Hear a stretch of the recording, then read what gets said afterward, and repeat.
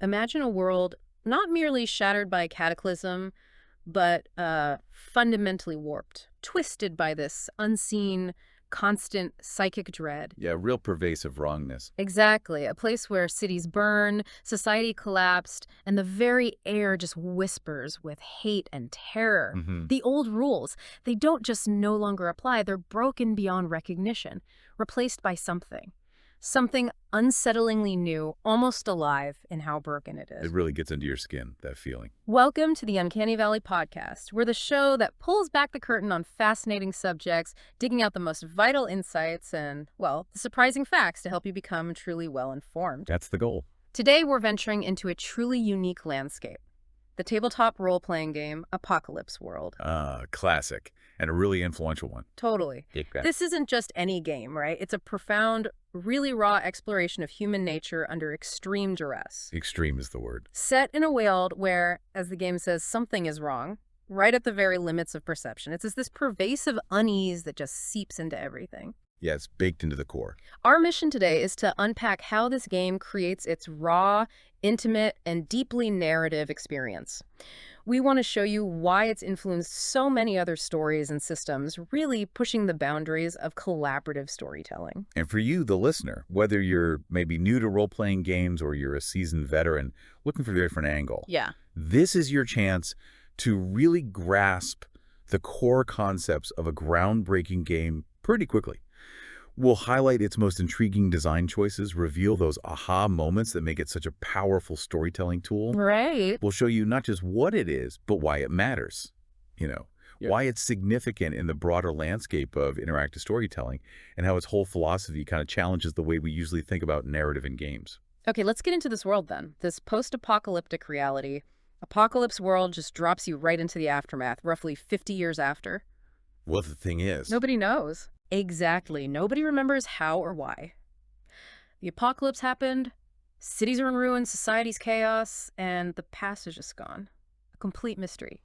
The oldest survivors, they only have these fragmented childhood memories of cities burning, society in chaos, then collapse, family set to panicked flight. yeah, nightmare fuel, basically. Yeah, the weird nights when the smoldering sky made midnight into a blood-colored half-day.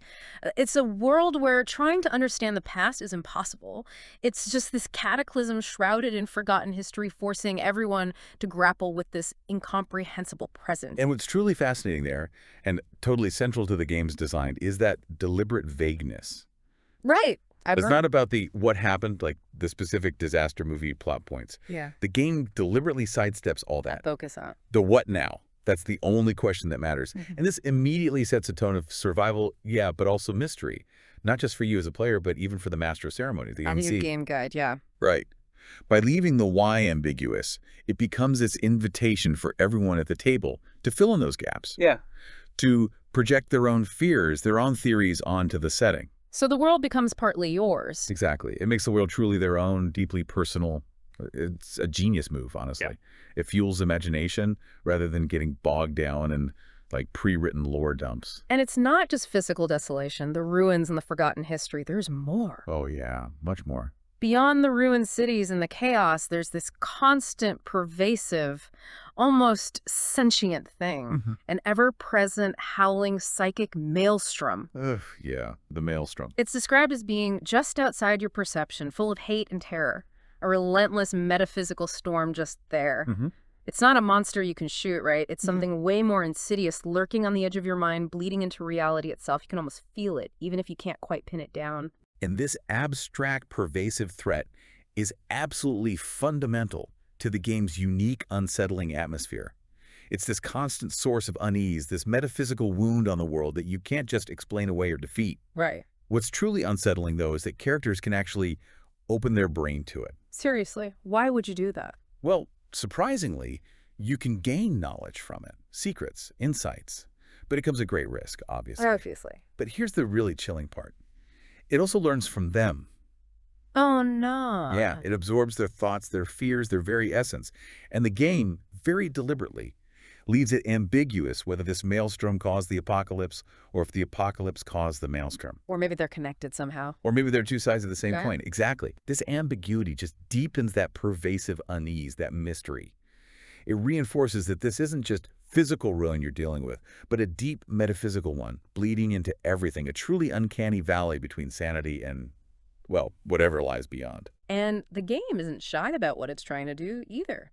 The reasons it gives for playing are, honestly, pretty provocative. They're almost like a mission statement. They really are. Very direct. It declares, number one, because the characters are fucking hot. Chuckles. Yeah, it pulls no Yeah. punches. And number two, because hot as they are, the characters are best and hottest when you put them together. Then it lists lovers, rivals, friends, enemies, blood, and sex. That's the good shit. The good shit. It sounds almost like a dare, doesn't it? It's certainly a bold statement for a tabletop game. It absolutely is a challenge, but it's more than that. It's a core design philosophy for the entire game. Yeah. This isn't just flavor text, you know? It's telling you something fundamental. Exactly. It's the game telling you right up front, no apologies, what kind of stories it's built to tell. It's designed from the ground up to foreground intense character relationships and really hard choices under immense pressure. So it's about the people. Totally. It highlights the desperation for connection, the desperate need for trust in this treacherous world, and the brutal realities of survival, where loyalties can just vanish in an instant. Right. The game actively asks who will stick together and who will turn on whom. Who do you trust and who should you trust? And what happens if you get it wrong? It pushes you to explore the very limits of human bonds. Wow. Ultimately, it's about carving out that little space of hope and freedom in the filth and violence, as the book says. And you do that through these deeply character-driven narratives where the real drama comes from the bonds and betrayals between people, not just, fighting monsters. Yeah. This provocative promise sets really clear expectations. You're signing up for a raw, intimate, often morally gray experience, which is precisely why it resonated so much with players looking for something beyond, say, traditional dungeon crawls. Okay, so if this game is all about that raw, intimate, character-driven stuff, how does it actually work when you're playing? Good question. At its heart, Apocalypse World emphasizes that role-playing is fundamentally a conversation. A conversation, not just rolling dice. Right. It's not about strict turns or following a rigid script or even needing a detailed battle map most of the time. It's this dynamic back and forth where the players and the master of ceremonies, the MC, build on each other's ideas fluidly and create the story together in real time. Okay. And this conversational approach is precisely where the rules kick in, as the game puts it. Ah, so the rules serve the conversation. Exactly. They don't dictate the conversation. They mediate it. They impose constraints on what everyone says next. But fundamentally, it's all in service of the narrative. It's a balance, then. It's a delicate balance, yeah. The conversation drives the story forward, and the rules jump in to shape the consequences, add twists, create drama. It means every statement, every action, every declaration from a player or the MC could potentially trigger a rule, a mechanic. A dice roll. A dice roll. But it's still fundamentally about collaborative storytelling, creating this shared fiction together, not just rolling dice in a void. The rules are there to give structure to the improvisation, if that makes sense. It does. And those rules mostly kick in through something called moves, right? This seems really central. Oh, absolutely central. It's key to the game's unique feel. When your character does something that's described as a move, and these are often very specific actions, things like go aggro on someone or read a charged situation, that's the only time you roll dice. Only then. Only then. The core rule, it's almost a mantra for the game, Right. is do it. Do it. Do it. So if you describe your character doing something that clearly lines up with a move description, you must make that move. There's no, I'll try to persuade him or can I roll perception? It's just my character does this, bang, roll the dice. That feels immediate. It is. This do it philosophy is crucial, and it radically flips the usual role-playing dynamic. In many RPGs, you might say, I want to roll persuasion, right? You're asking permission from the rules of the GM. Yeah, can I try this? Exactly. But in Apocalypse World, when you say, I stare down the warlord, my hand tightening on my machete, and that clearly counts as going aggro, well, you just did it. You're committed. No turning back. None. The game forces you to narrate your character's actions as fully realized choices first, and then the rule for go aggro, or whatever move it is, kicks in, and you roll the dice to see the consequences of that action. So the story comes first, then the mechanics follow. Precisely. The narrative action genuinely drives the mechanics, not the other way around. This creates this tight, immediate, almost visceral feedback loop between what characters say and do and the dramatic, often brutal consequences that unfold. It keeps the story urgent and fiercely character-focused. It sounds like it really puts you in the character's shoes. It does. It's about immersion and facing those consequences head-on, not just testing skills or trying to optimize your character sheet. You're living inside your character's skin, making choices under pressure. Okay, so what defines these characters? You mentioned stats before. Right. Characters in Apocalypse World have 5 core stats. Cool, hard, hot, sharp, and weird. Cool, hard, hot, sharp, weird. Catchy. They are. And they aren't just abstract numbers like, strength or dexterity. They really define a character's inherent strengths, their personality, and how they navigate this brutal world. They directly influence how well you do when you make a move. Can you give us a feel for what they mean? Sure. They're incredibly evocative, aren't they? They immediately tell you something about the character's essence. Cool isn't just about being suave. It might be your composure under fire, your ability to stay detached in chaos, your self-control. Okay. Hard speaks to physical toughness, resilience, just sheer grit, your capacity for violence or enduring pain. Makes sense. Hot is about raw charisma, maybe sex appeal, or just this unignorable, compelling presence that draws people in, for better or worse. Like a magnet. Kinda, yeah. Sharp points to intelligence, perception, cunning, awareness of your surroundings, maybe the ability to quickly figure out a complex situation. Got it. And weird, well, that directly connects to your character's link to, or maybe vulnerability to, the psychic maelstrom. Or just their general strangeness, their unpredictability, their connection to all the metaphysical oddities of this world. So these stats are woven into the moves. Deeply woven. They give mechanical weight to your character's personality and defining traits, shaping their entire approach to survival and how they interact with the world and its dangers. And the characters you can play, they seem really distinct. You choose from these archetypes called playbooks. That's right. Playbooks. And they aren't just classes in the traditional RPG sense, where you pick a set of skills and maybe some starting gear. They're more than that. Oh, yeah. They're entire identities. Each comes with unique abilities, built-in motivations, and these deeply ingrained relationships to the apocalyptic setting. Choosing a playbook is choosing a fundamental way to exist in this shattered world. Each playbook truly offers a unique lens, a unique perspective on the game's core themes: scarcity, violence, connection. They provide this robust framework for creating those cool, competent, dangerous people, larger than life, but real, as the game describes them. So it gives you a strong starting point. A very strong starting point. You're not just picking skills, you're stepping into this predefined, but still flexible narrative identity that immediately positions you within the world's desperate ecosystem. It suggests inherent conflicts, potential allies, enemies. Hooks you right in. Exactly. Yeah. It's a brilliant way to ensure that from the very beginning, your character has a powerful narrative hook and a reason to interact with the other player characters. Let's look at some examples then. These playbooks sound fascinating. They really paint a picture of the world, don't they? They absolutely do. The names alone are evocative. Okay, first up, the angel, described as the heart shocker and a hand with sutures. So, the medic. The medic, yeah. Yeah. But in a really gritty apocalypse world kind of way, they're the ones people pray for when guts is spilled. Nice phrasing. Isn't it? Their gear list is incredibly graphic and detailed, Yeah. far from sterile operating theaters. We're talking scissors, rags, tape, needles, clamps, gloves, chill coils, wipes, alcohol, The essential... injectable tourniquets and blood slowers, instant blood packets like coffee reddener apparently, tubes of meat mix, bone pins and site injectors, biostabs, chemostabs, narcostabs, chill stabs in quantity. It just goes on. And importantly, a roll of heart jump shock patches for when it comes to that. Angels are the ones holding onto that precious six-pack of morphine. So they're vital. But is there a catch? It's apocalypse world. Always a catch. Yeah. While they can heal others, their main move, healing touch, has a dangerous side.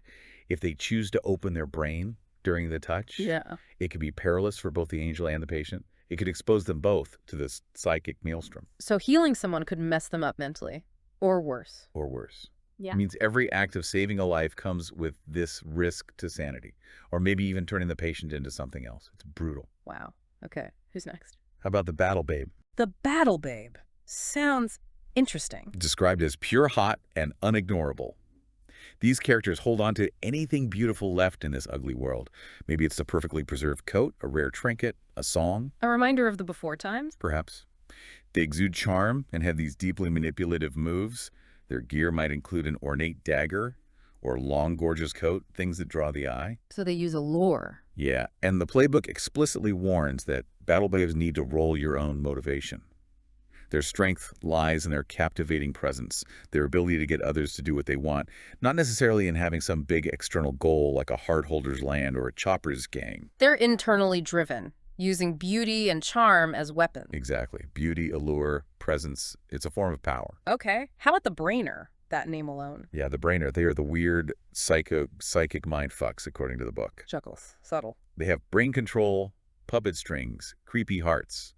Their eyes are described as, like, broken things. They're the ones who can clamp lenses over your eyes and read your secrets. Psychic powers, then. Invasive ones. Very. Their special ability, deep brain scan, lets them dive into someone's mind, pull out secrets, memories, fears. But, There's always a but. always, it carries the inherent risk of the brainer gaining a deep brain wound themselves. Tampering with minds is dangerous work. Makes sense. And the playbook includes this really peculiar warning. It says, you'll be happiest if somebody wants to have sex with you, even though you're a brainer. Angle for that if you can. Wait, really? That's specific. It is. It adds this strange layer of, like, human need and vulnerability to these otherwise potentially terrifying, detached figures. Okay, moving on swiftly. The Chopper. Sounds more straightforward. The Chopper is the leader of a bike gang. A pretty formidable force in the wasteland. Mad Max vibes. Totally. In a world defined by scarcity, they're the ones who miraculously have enough gasoline, enough bullets, probably because they take it. Probably. Their gang is typically described as 15 violent bastards with scavenged and makeshift weapons and armor and no fucking discipline. Laughs. Great description. Isn't it? That lack of discipline means they're always on the edge of chaos, though. A key move for the Chopper is Pack Alpha. To keep them in line. Exactly. They use it to impose their will on the gang, but the outcome depends on the role. Maybe the gang obeys without question, or maybe they fight back, or maybe the Chopper has to make a brutal example of one of them to maintain control. Heavy stuff. Leadership isn't easy. Never an apocalypse world. Okay, the driver. Let me guess. Drives things. Chuckles, you got it. Focused on vehicles. They navigate a world of dark horizons and no roads, relying on their mechanical skills and their trusty ride. The vehicle is key. Absolutely central. It's almost an extension of the character. And it's customizable. You define its strengths and weaknesses. Maybe it's fast, but it's also a guzzler, meaning it burns through precious fuel. Or maybe it's massive. What kind of vehicle? Anything you can imagine, really cobbled together. They can have a specialized battle vehicle, think an armored tow truck with mounted machine guns, or a car with a ram, or concealed weapons, whatever gets you through the wasteland. Cool. Next. The gun lugger. The absolute epitome of violence in this world. Their purpose is clear, blunt, uncompromising. The book sums up their philosophy.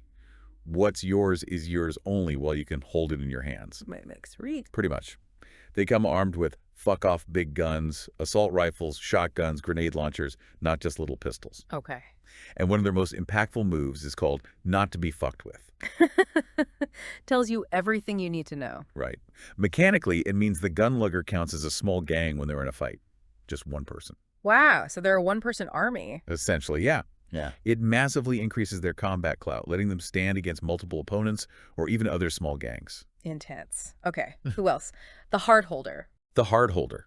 These are the landlords, warlords, governors of their own little strongholds, people who've managed to carve out a piece of territory and defend it. Like a settlement leader. Exactly. They're the ones with the concrete compound and a gang of gun luggers trying to establish some kind of order, however brutal, in the chaos. Sounds powerful. It is, but the game gives a stark warning. Don't play one unless you want the burdens. The burdens. Yeah. It hints at the immense responsibility, the constant challenges managing resources, defending against threats from outside and inside, keeping people fed, dealing with rivals. It's a tough job. So it's about leadership under pressure. Extreme pressure. Next, the Hocus. Hocus, like hocus pocus. Cult leader. Spot on. Cult leaders. And their gods might actually be the psychic maelstrom itself, or maybe a splinter of it, or something else entirely weird. So manipulating faith and fear. Precisely. They sway mobs with abilities like frenzy. This can make a crowd bring people forward and deliver them, presumably for some dark ritual, or unite and fight for you as a gang, turning desperate people into a weapon. That's terrifying. It is. And their followers can also act as a powerful psychic antenna, linking the Hocus even more strongly to the strange, unearthly forces of the world, amplifying their connection to the maelstrom. Creepy. Okay, who's left? Maestro D. The Maestro D. These characters are the purveyors of luxury and vice in the apocalypse. The ones who find a little something to take off the edge for people trying to escape the brutal reality. Like a bar owner. Or Could be a bar, could be a performance space, could be a den of iniquity. Their establishment isn't just a building, it has an atmosphere. This is defined by evocative tags the player chooses, like bustle, blood, intimacy, or even a cage. a cage. Yikes. Yeah, it sets a certain tone, doesn't it? Yeah. These tags dictate the kind of place it is, the patrons it attracts. The playbook also details their regulars and NPCs who have an interest in the place. Maybe they want in, maybe they want to control it, maybe they want to burn down. So a social hub, but a dangerous one. Always dangerous. Next, the savvy head. Savvy head, the smart one, the techie. Exactly. The fixer, the inventor. Absolutely essential in a world where, as the book says, things break constantly and there are no easy replacements. The person you need when your water purifier dies. Or your gun jams or your cybernetics fritz out. They have a workspace, which you customize with elements like machining tools or weird-ass electronica or even life support, suggesting they can maybe work on people too in a more advanced, if still unsettling way. Like a back alley cyberdoc? Could be. They have a cool move called Bone Feel. It lets them, often retroactively, already be in the right place with the right tools or just know the thing they need to know as if they had a premonition. Very. And another feature, Reality's Fraying Edge, means part of their workspace is uniquely connected to the world's psychic maelstrom, letting them tap into its strange energies for their inventions or repairs. So even science is weird here. Everything is weird here. Finally, the Skinner. Skinner. Sounds ominous. Maybe a little, but they're fascinating. They hold on to anything beautiful left in this ugly-ass world. Things like the last remnants of music, maybe exquisite fashion, or, as the book puts it, sex that isn't running. So art, beauty, connection. Exactly. They are described as pure hot, exuding this magnetic appeal. They have a move called Artful and Gracious, which they can use to make NPCs meet them, desire their services, or even fall in love with them, whatever love means here. So emotional manipulation through beauty and art. Yeah. They provide this stark contrast to the overwhelming violence and desperation. They showcase that humanity still craves aesthetic and emotional experiences, even at the end of the world. That's quite a cast of characters. Each one sounds like a whole campaign waiting to happen. They really do. They're designed for drama. Now, you mentioned something earlier. One of the most unique and, let's be honest, sometimes debated aspects of Apocalypse World. Many playbooks have a special move for when that character has sex. Yes. The sex moves. That's definitely sparked conversation in the gaming world. What's the deal with those? It definitely has, and it's really important to clarify what these sex moves actually are, and maybe more importantly, what they aren't. Okay. Crucially, they are explicitly not moves for playing out explicit sex scenes. Yeah. The game is very clear. The MC can and often should fade to black if anyone feels uncomfortable. Right. Safety first. Absolutely. Right. And it emphasizes that if any player is uncomfortable with the presence of these moves at all, they can and should be removed from play entirely. No questions asked. Consent is paramount. Good. So what are they for? Instead, these moves are designed specifically to explore how sex changes the relationships between the characters. They are always mutual and consensual within the fiction, and they act as mechanical representations of the consequences of intimacy. They show how relationships are formed, tested, or broken in this intense world. So mechanics for a relationship changes triggered by intimacy. Exactly. The design principle seems to be that intimacy, in all its forms, deepens character connections, reveals new facets of a person, and often has tangible, mechanical effects in the game. Can you give some examples? Sure. So, if a heart holder, the settlement leader, remember, and another character have sex, the heart holder's sex move lets them give the other character gifts worth one barter, like resources or valuable items, at no cost to themselves. So it represents generosity. Could be any of those. It solidifies a connection through material exchange. Maybe it's genuine affection. Maybe it's a power play. Maybe it's buying loyalty. The fiction determines that. Okay, another one, the driver. If a driver has sex, they roll +1. Cool. Depending on the outcome, it might be no big deal, or it could have a real impact. Maybe they give the other character +1 to their HX with them. HX is? History. It's a stat representing their emotional connection or history with another character. So, the other person feels closer to the driver. But maybe the driver takes -1 to their HX with that person. Ah, so it changes the dynamic. Maybe they feel more distant now, or something was revealed. Precisely. It suggests a shift in power dynamics, a new emotional distance, or maybe a revelation about the relationship's true nature. It's mechanically representing that change. Fascinating. The Battle Babes move is quite unique. Their sex move lets them completely nullify the other character's sex move. Nullify, so the other person gets nothing. Exactly. Whatever benefit the other character would have gained from their intimacy, the move says it just doesn't happen. This powerfully reinforces the Battle Babe's potentially manipulative nature, or maybe their emotional detachment. Even in intimacy, they might maintain control. Wow, that's gold. It can't be. And one more, the Savvy Head, the Techie. After sex, their move means the other person automatically speaks to you as though they were a thing and you'd rolled a 10+ edge. As though they were a thing. Yeah. It allows the Savvy Head to gain this deep, unfiltered insight into the other person, almost like they're analyzing a piece of machinery. It really highlights their analytical, maybe even slightly dehumanizing perspective. So these moves are really character-driven. Deeply. They use a very personal act to create these profound mechanical and narrative shifts in relationships, making intimacy a potent, sometimes dangerous force for change in the wasteland. It's not just fluff. It has real consequences. Okay, let's step back from the player characters for a bit. The game also lays out a very specific, almost prescriptive philosophy for the person running the game, the Master of Ceremonies, the MC. Oh yeah, very specific. It says, Apocalypse World calls for one way in particular for the MC to operate. This isn't just about managing rules, is it? It sounds like it's about embodying the world itself. That's a great way to put it. The MC's job is not to be a storyteller in the traditional sense, like having a plot they guide players through. Nor are they an antagonist trying to win against the players. So what is their job? Their job is to treat the characters and the world as if they were real. They have this overarching agenda, spelled out clearly. 1, make Apocalypse World seem real. 2, make the players' characters' lives not boring. Not boring is good. Definitely. And 3, most importantly, play to find out what happens. Play to find out what happens, so the MC doesn't know the ending. Exactly. This last point is absolutely key. The MC genuinely doesn't know the precise outcome of the story. They create the situations, they introduce threats, they react to player choices, but they're discovering the story as it unfolds, right alongside the players. That's a big shift from traditional GMing for some people. A huge shift. It's a profound commitment to shared narrative creation. Even the person running the game is on a journey of discovery. And the MC has specific principles to help them do this. Yes, very clear, actionable principles. For instance, one is bar forth apocalyptica. Chuckles charming. What does that mean? It means constantly introducing rich, unsettling, evocative details of the world. Don't just say it's a ruined city. Describe the weird nights when the smoldering sky made midnight into a blood-colored half-day, or the unsettling quiet punctuated by the skittering of mutated rats in the walls, or the taste of chemical-laced rain. Immerse everyone in the specific horror and strangeness. Keep the atmosphere sick. Exactly. It's about consistent, almost relentless world building through vivid sensory details.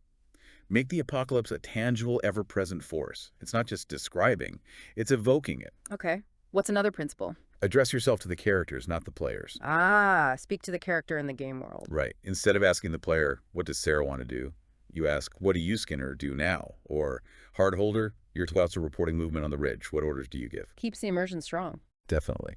It helps everyone maintain that fictional reality, keeping the focus squarely on the character's experiences. It reminds players to think and act as their characters, making their decisions feel more personal and immediate. Blurs that line between player and character. Makes sense. What else? Then there's a really crucial one called make your move but misdirect. Never speak its name. Okay, unpack that. Make your move. The MC's move. Yeah, the MC has moves too. We'll get to those. But this principle is about handling consequences, especially when a player misses a roll or when there's just a golden opportunity in the fiction. The MC makes a hard move, something that escalates danger, complicates things. Okay. But, and this is the key part, they frame it as a logical consequence flowing from the fiction, not as a direct punishment like, okay, you failed your role, so this bad thing happens. Give me an example. Okay. Instead of saying, you missed your role to sneak past the guards, so they spot you, the MC might say, you think you're moving silently, but your foot dislodges a loose brick. It clatters down the alley. A voice shouts, who's there? And you hear the scrape of boots coming your way fast. What do? Ah, so the effect is the same. You're caught, but it feels like part of the story. Exactly. It maintains the illusion that events are unfolding naturally from the character's actions within the world, rather than being dictated by abstract rules. It keeps players focused on the narrative consequences, making the world feel more alive, unpredictable, and genuinely dangerous. It turns a failed role into a compelling story beat. Clever. Okay, any more principles? These are gold. How about a more brutal one? Look through crosshairs. Ominous again? What does that mean? Shoot the players. Chuckles. Not literally. It means the MC should always be considering the destruction of things the players care about. NPCs they like, elements of their base, hard-won resources, maybe even other player characters if the fiction demands it. The principle states, there are no status quos in Apocalypse world. Wow, so nothing is safe. Nothing. Familiar havens, beloved allies, that awesome custom vehicle you just built, it can all be threatened, broken, or taken away. It keeps players on edge, prevents complacency. That sounds stressful. It is. It reflects the brutal reality of the setting. The world is hostile and dynamic. It ensures players are always making hard choices about what to protect, what to risk, what to sacrifice. Constant urgency. Okay, but that sounds like the MC's out to get you. But that's where the next principle comes in, balancing it beautifully. Be a fan of the player's characters. Be a fan, even while looking through crosshairs. Exactly. Despite the constant danger, the MC is not the player's enemy. They're not trying to defeat them. Their goal is to make the characters' lives interesting, not just miserable. They should celebrate the characters' successes, highlight their struggles, admire their badass moments, root for them to survive, and thrive against the odds. So provide challenges, but want them to have cool stories. Precisely. It's about providing compelling challenges and moral dilemmas that let the characters shine, not just punishing players. It fosters this sense of collaborative storytelling, shared investment, even when things are grim. The MC is saying, I'm rooting for you to have an amazing, unforgettable story, even if it's a brutal one. That's a really interesting balance. Okay, one more principle. Last one I'll mention is, respond with fuckery and intermittent rewards. Fuckery. Seriously, it's in the book. It means the MC often gives players what they work for, but with a twist. Unexpected complications, unforeseen costs, something that makes the victory messy or incomplete. Give me an example of fuckery. Okay, say a character works really hard to capture an important APC alive. They succeed, they make the move. The MC might say, okay, you got her. But her buddies put up a hell of a fight getting her out. They beat the shit out of her on the way. She's alive, but she's in a coma, her back is broken, her face is smashed in. She's ruined for good. Ouch. So you got what you wanted, but not really. Exactly. That's the fuckery. It makes victories costly and complicated. But then there's the second part. Intermittent rewards. Ah, the carrot after the stick. Sort of. The MC should also occasionally give one of the player's characters exactly what she hoped for and maybe go a little beyond. Yeah. Just pure success. A moment of grace. Why? It keeps hope alive. It prevents the game from becoming just a relentlessly grim slog. These moments of genuine triumph where everything just works out perfectly, maybe even better than hoped. They're rare, but incredibly impactful. They offer fleeting glimpses of light, foster desperate optimism, and keep players invested, always wondering if this time things will go right. It's a masterful way to play with emotional engagement. That makes sense. Always keep them guessing. Now, you mentioned the MC has moves. Yes. Just like players have moves triggered by their actions, the MC has moves they can make. These happen when there's a pause in the conversation, or when players look to the MC to see what happens next, or, crucially, after a player rolls a 6 or less on their move of failure. But the MC doesn't roll dice for their moves. No, never. MC moves are narrative prompts, narrative actions the MC takes to advance the story, introduce complications, and keep the pressure on. They are the tools the MC uses to fulfill their agenda and follow their principles. Okay, what are some examples of MC moves? There's a whole list, but some common ones are, announce future badness. This might sound like, Okay, things are quiet now, but you can hear the rumble of engines getting closer. Sounds like a big convoy. What do you do? Or, she hasn't figured out you betrayed her yet, but she's sharp. She's going to put it together soon. What do you do? Building suspense. Exactly. Another is separate them. Always a good one for drama. The explosion throws you both back. Dust fills the air. When it clears, you're on one side of the collapsed tunnel and Angel is on the other. You can't see or hear each other. What do you do? Ooh, nasty. Right? They can inflict harm as established. So if the fiction supports it like someone is standing in a fire or gets shot, the MC just says how much harm they take.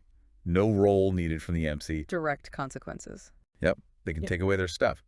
Maybe while you were fighting off those gangers, someone snuck around and hotwired your battle truck. You hear the engine roar to life and see it peeling out down the street. What do you do? That would hurt. They can offer an opportunity, with or without a cost. Like, the warlord's defenses look tough. But you notice a sewer grate over there, maybe unguarded, it looks risky, probably leads right under their main compound. Want to try it? Tempting. And many more. Things like, turn their move back on them. Tell them the possible consequences and ask, activate a threats countdown clock.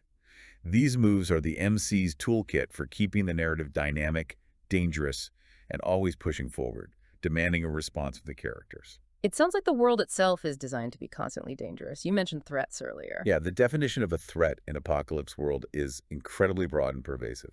The book says everyone and everything is a threat. Everyone and everything. Pretty much. Obvious enemies, sure, but also your allies, your crew, the landscape itself, that weird disease going around, the malfunctioning tech. Their own hunger, desperation, or inherent danger can easily outweigh loyalty or safety. It's a world where danger truly lurks everywhere. How does the MC manage all that potential danger? They create specific threats. These are concrete dangers in the world, each given an impulse, like a core motivation or drive that guides its actions. An impulse. Yeah, it helps the MC consistently bring that threat into play in a believable way. It ensures the world is always shifting, always presenting new challenges based on what these threats inherently want to do. It's a way to codify the hostile nature of the world and make sure the MC keeps bringing the apocalypse to the table. Okay, so what kinds of threats are there? You mentioned warlords. Right. Warlords are a major type. Powerful individuals or factions controlling territory and resources. Their impulse is typically something like to dominate or to expand or to exploit. What kind of moves do they have? Their moves reflect that impulse. Things like claim territory or resources, negotiate from a position of power, buy out someone's allies from under them, or just attack someone suddenly, directly, and very hard. They're the big political and military players. Okay. What else? Grotesques. These are really disturbing threats. Grotesques. Like monsters. Sometimes. Or just deeply unsettling people or phenomena. Their impulses are things like to seek pain, to victimize, to absorb, or to display the contents of its heart. They often display the nature of the world it inhabits, embodying some aspect of the apocalypse's horror. So more psychological horror. Often, yeah. They might attack by stealth or without warning. They're often symbolic of the world's underlying wrongness or the corruption of humanity. Think unsettling creatures made of scrap metal and flesh, or people driven by truly bizarre and harmful compulsions. Yikes. Okay, what other types? Afflictions. These aren't people, but threatening conditions. Like disease, impulse to saturate a population, spread rapidly. Or a condition, like a broken water filter, impulse to expose people to danger. Or delusion, impulse to dominate choices, spread paranoia. Or even sacrifice, where a community becomes prey to something unseen. So environmental or societal threats. Exactly. They represent the slow grind of decay, illness, psychological strain. Even when no one's shooting at you, the world itself is trying to kill you or drive you mad. Relentless. Then there are brutes. These are basically gangs, usually less organized than a warlord's forces, driven by more primal impulses. Like raiders? Could be. Maybe a hunting pack, impulse to victimize anyone vulnerable. Or Sybarites, impulse to consume resources mindlessly. Their moves include things like burst out in uncoordinated, undirected violence, or make a show of solidarity and power to intimidate. They're the random chaos factor. Got it. Any others? Landscapes and terrain can be threats, too. Hostile environments themselves. Like a toxic waste dump. Yeah, or maybe brooding pits. Impulse to generate badness, spawning monsters or disease. Or barriers like impassable ruins or irradiated zones. Impulse to impoverish people by cutting off access. It shows the physical world is an active antagonist. Even the ground you walk on is dangerous. Sometimes, yeah. And finally, vehicles can be threats. Any distinctive vehicle, especially one armed and dangerous, like that garish, jacked-up, bulletproof limo, What's its impulse? could be to keep moving relentlessly, or to patrol, or simply to kill and destroy. They represent mobile dangers, chase scenes, vehicular combat. Very Mad Max. Okay, so the MC has all these potential threats. How do they keep track and use them? The two key tools, Huh. the threat map and countdown clocks. Threat map, like literally a map. Can be, or just a conceptual map. It helps the MC visualize where the dangers are relative to the players. Some are close by, some are at and past the PC's horizons. Some might be inside their community, like a spreading disease or a traitor. Some are outside, like the ever-present psychic maelstrom. It helps organize the chaos. And countdown clocks. These are brilliant for time-sensitive dangers. They visualize approaching doom. The MC draws a circle, divides it like a clock face, and writes down what bad thing happens when the hand reaches certain points, like 3.0, 6.00, 9.00, and finally 12.0, which is usually catastrophe. Like a bomb timer. Exactly that feel. Inspired by old Cold War nuclear countdown clocks, maybe a clock tracks the horde reaches the walls. At 9:90, scouts are overrun. At 12:00, the walls are breached. The MC advances the clock when players fail rolls, or ignore the threat, or just when time passes. It builds suspense beautifully. And the MC doesn't necessarily know if the clock will reach 12:00. Nope. That's part of play to find out. Player actions might stop the clock, or deal with the threat in another way. It mechanizes impending doom without predetermining it. That ties into something else you mentioned, stakes questions. Yes. Another powerful MC tool for embracing uncertainty.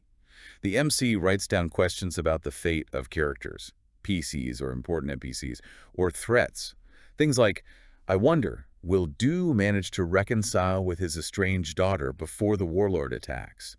Or, will the angel succumb to the maelstrom's whispers? And the point is, The MC commits to not answering these questions themselves. They don't decide the outcome in advance. The game's fiction, the player's choices, the dice rolls, that's what will answer the question. It's a central act of discipline for the MC.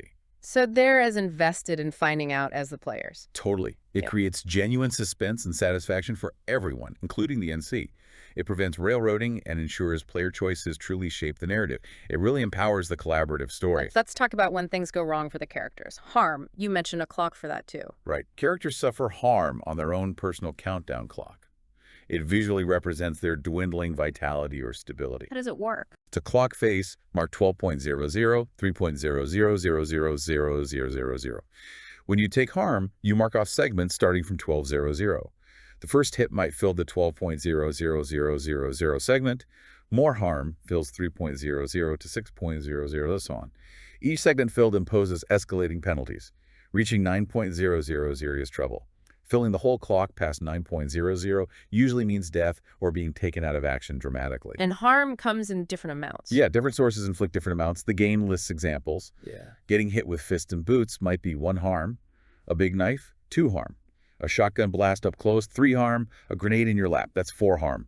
Each point fills 1 segment. Can you protect yourself? Yes, armor reduces incoming harm. If you have 1 armor and take 3 harm, you only mark off 2 segments, 3 minus 1. Armor is valuable, but often bulky or comes with drawbacks. Makes sense. But you also mentioned other kinds of harm, not just physical. Absolutely. This is key to the game's flavor. There's A harm, psi harm from exposure to the psychic maelstrom. What does that do? It's not broken bones. It's a fracturing of the mind. Your thoughts might twist, perceptions warp, your personality could irrevocably change. It might manifest as incoherence, delusions, paranoia, or even literal physical transformations driven by psychic energy. It makes the maelstrom a deeply personal threat. Terrifying. Then there's D harm, which is deprivation harm, environmental damage. Like, Starvation, dehydration, disease, extreme cold, or heat.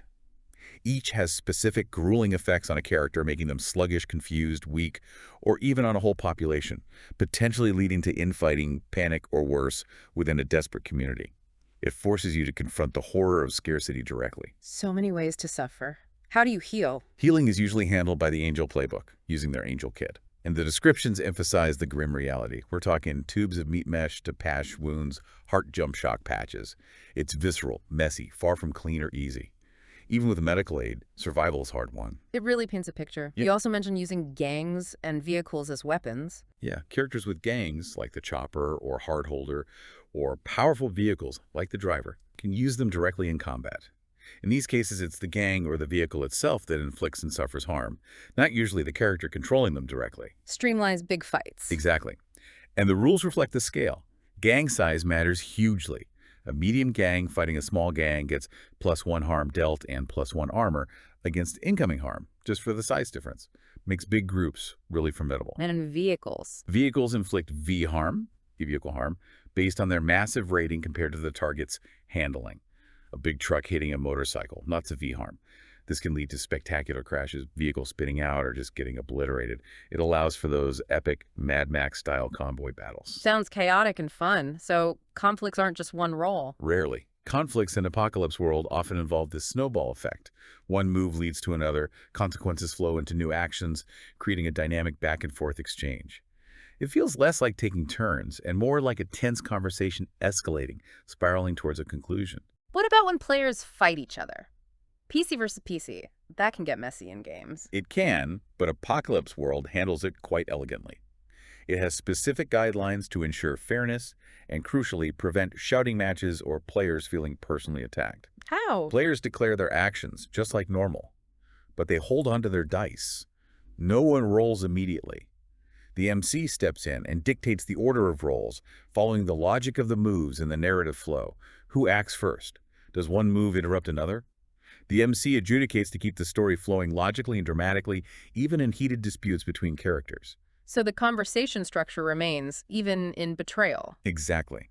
It keeps the focus on the character conflict within the story, ensuring it remains compelling and fair for everyone involved, rather than devolving into out-of-character arguments. It's another testament to the system's focus on supporting dramatic character interaction above all else. Okay, this system sounds really robust but also flexible. You mentioned custom moves, advanced fuckery.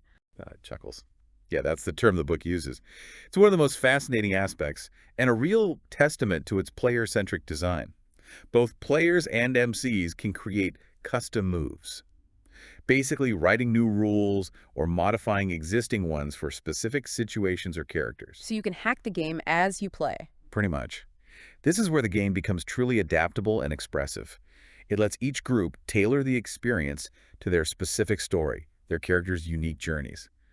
Custom moves can be super situational, like a move for navigating a specific treacherous swamp near the character's home base. Or personal to a character. Definitely. Maybe a character develops a unique psychic knack, so the group writes a custom move for it.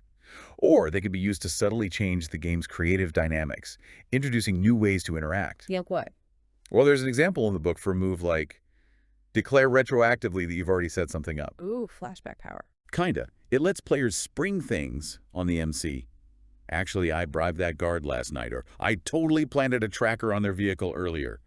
But it's not automatic. You roll for it, and there might be a hitch or delay, depending on the outcome, preventing it from feeling like a free pass. It rewards clever thinking, but keeps it grounded. That's cool. What are love letters? Love letters are another form of custom move, usually from the MC to a player. They're short, personalized scenarios or prompts sent to a player between game sessions. Like homework. More like a personalized cliffhanger or scene starter. Yeah. It might kick off the next session with specific bad news related to that character's actions. You wake up and your gun is missing. Or an intriguing development. You find a strange symbol carved on your door. Or a difficult choice only they can make. It's a powerful tool for tailoring the experience and keeping players engaged, even between sessions. That really makes it your group's game. Completely. It encourages hacking and ownership. And this game's influence, it's huge, right? You hear powered by the apocalypse or PBTA all the time. It's massive. A truly remarkable legacy for an indie RPG. Powered by the apocalypse means a game uses Apocalypse World's core design principles as its engine. So the conversation-driven play, the moves, the playbooks, the MC agenda. Exactly. Those core ideas have been adapted to countless other settings. You have PBTA games for gritty fantasy dungeon crawls like Dungeon World, modern urban fantasy, sci-fi space opera, superhero stories, historical settings, horror, you name it. So the engine is really flexible. Incredibly flexible and robust.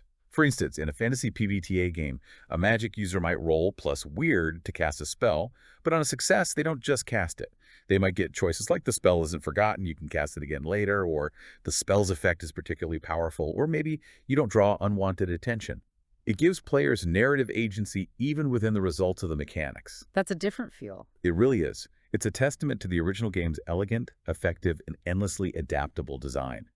It proved that a strong set of core principles focused on narrative and character could work almost anywhere. The game itself is also pretty open about what inspired it, right? Oh, yeah. The book has a whole section on influences. Yeah. It offers this fascinating window into the creators' minds, showing the diverse tapestry that shaped this unique experience. What kind of stuff?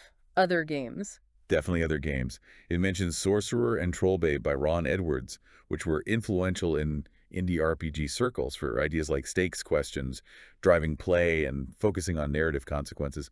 Also, The Shadow of Yesterday by Clinton R. Nixon, which influenced the use of character moves tied to stats. Even Ars Magica, an older game, apparently inspired some ideas about players building and managing a base or holding. Interesting. What about media influences? Movies, books? A huge range there, too, which really speaks to the game's unique blend. Obvious ones are post-apocalyptic films like the Mad Max series, especially the kinetic, desperate energy, also the survival horror of 28 Days Later. Yeah, you can see those. But it also draws from more unsettling psychological works. The surreal horror of Jacob's Ladder, for instance. The stark, brutal, almost poetic nihilism of Cormac McCarthy's novel Blood Meridian. Wow, heavy stuff. Definitely. And even things like the ensemble cast dynamics and found family themes of the TV show Firefly, or the morally ambiguous, struggling frontier society of Deadwood. So it's a real mix of action, horror, western, sci-fi. Exactly. This rich tapestry of inspiration pulling from narratives about human nature under extreme pressure, scarcity, the breakdown of society, psychological stress, weird phenomena, all contributes to Apocalypse World's unsettling, compelling, and utterly unique atmosphere. It's not just one thing, it's a potent brew. So wrapping up, we've seen how Apocalypse World isn't just another game. It's this meticulously crafted system designed to generate urgent, deeply character-driven stories in a world that's fundamentally broken. Yeah, broken beyond recognition. Its unique move system, the MC's specific, demanding yet supportive role, those incredibly distinct playbooks. It all combines to deliver a truly singular storytelling experience, one where every action feels like it has weight, every relationship is fraught with meaning and potential betrayal. And that core premise, those questions the game asks, who fucked the world up and how? Is there a way back? A way forward? If anybody's going to ever find out, it's you and your characters. Right. That's not just a question for the game, is it? It kind of invites us maybe to think about our own agency, our own resilience when facing overwhelming challenges. What does it mean to try and carve out that little space of hope and freedom, as the game puts it, in a world that seems determined to crush it? It's a powerful metaphor. It really is. A metaphor for human perseverance, maybe, even when everything seems stacked against you. Well, we hope this exploration of Apocalypse World has given you, our listener, a real shortcut to being well-informed about a truly innovative and influential piece of game design, one that continues to shape how we think about collaborative storytelling today. It definitely changed the landscape. Join us next time on the Uncanny Valley podcast for more surprising facts and essential insights into fascinating subjects.